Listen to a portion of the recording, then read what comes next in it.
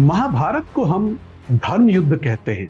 हम धर्म को नियम समझ बैठे हैं और यही बात कुरुक्षेत्र के एक क्षण में श्री कृष्ण प्रकट करते हैं।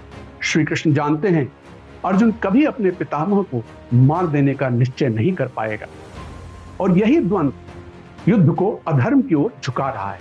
वे अपने व्रत को याद रखते हुए भी धर्म को चुनते हैं। महाभारत हमें यह नहीं सिखाती कि नियम तोड़ दो, वो सिखाती है नियमों से ऊपर विवेक को रखो।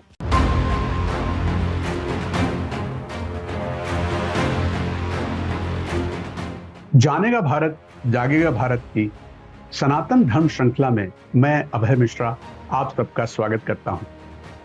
आज हम चर्चा करेंगे धर्म और नियम पर। महाभारत को हम धर्म युद्ध कहते हैं और पांडवों को धर्म की पक्षधर सेना, और उनके साथ खड़े हैं श्री कृष्ण जिन्हें धर्म का स्वरूप कहा गया। लेकिन आज के समय में एक प्रश्न बार बार उठता है, अगर श्री कृष्ण ही धर्म थे तो उन्होंने नियम क्यों तोड़े, छल क्यों किया, अपनी प्रतिज्ञा को भंग क्यों किया?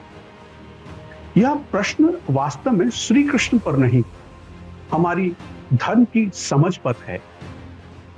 हम धर्म को नियम समझ बैठे हैं और यहीं से भूल शुरू होती है। आज धर्म को हम अक्सर कानून की तरह समझ लेते हैं। यह करो, वह मत करो, यह नियम है, यह मर्यादा है। लेकिन सनातन धर्म रूल बेस्ड यानी नियमों पर नहीं टिका, कॉन्शियसनेस यानी चेतना पर टिका है। धर्म कोई किताब में लिखी धारा नहीं, धर्म वह है जो सृष्टि को संतुलन में रखे। और यही बात कुरुक्षेत्र के एक क्षण में श्री कृष्ण प्रकट करते हैं। महाभारत का भीष्म पर्व युद्ध अपने चरम पर है।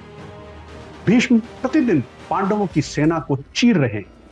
यह शक्ति अधर्म के पक्ष में है। भीष्म स्वयं जानते हैं कि कौरवों का पक्ष अन्यायपूर्ण है, फिर भी वे वहीं खड़े हैं। क्यों? क्योंकि उन्होंने प्रतिज्ञा ली है। भीष्म की प्रतिज्ञा धर्म या अहंकार? भीष्म कहते हैं, मैं हस्तिनापुर के सिंहासन का सेवक हूं।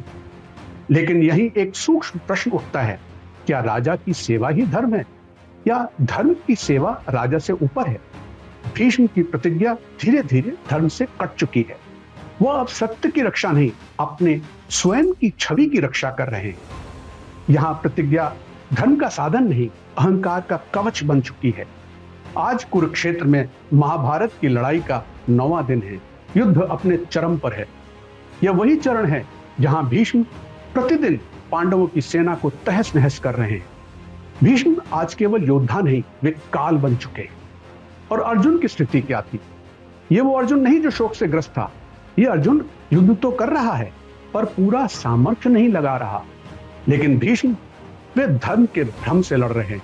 श्री कृष्ण जानते हैं अर्जुन कभी अपने पितामह को मार देने का निश्चय नहीं कर पाएगा और यही द्वंद्व युद्ध को अधर्म की ओर झुका रहा है।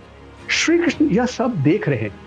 वे जानते हैं अगर भीष्म को रोका नहीं गया तो धर्म का पक्ष हार जाएगा और तब वे अपने व्रत को नहीं, धर्म को चुनते हैं।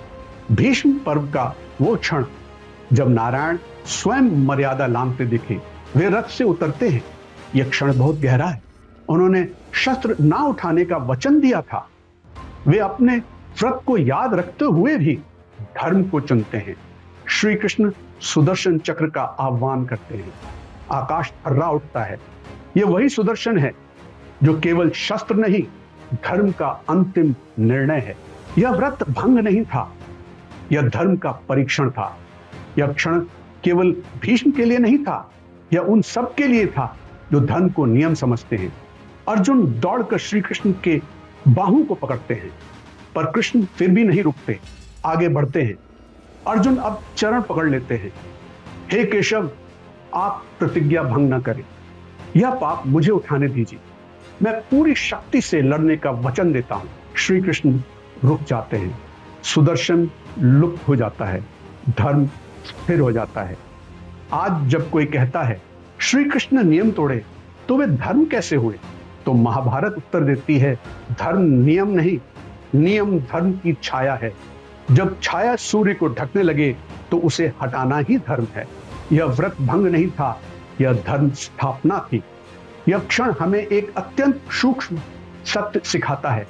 श्री कृष्ण ने व्रत नहीं तोड़ा, उन्होंने यह दिखाया कि व्रत धर्म की सेवा के लिए होते हैं, धर्म व्रत की सेवा के लिए नहीं। जब नियम, प्रतिज्ञा, मर्यादा धर्म के मार्ग में बाधा बन जाएं, तो उन्हें छोड़ना ही परम धर्म है।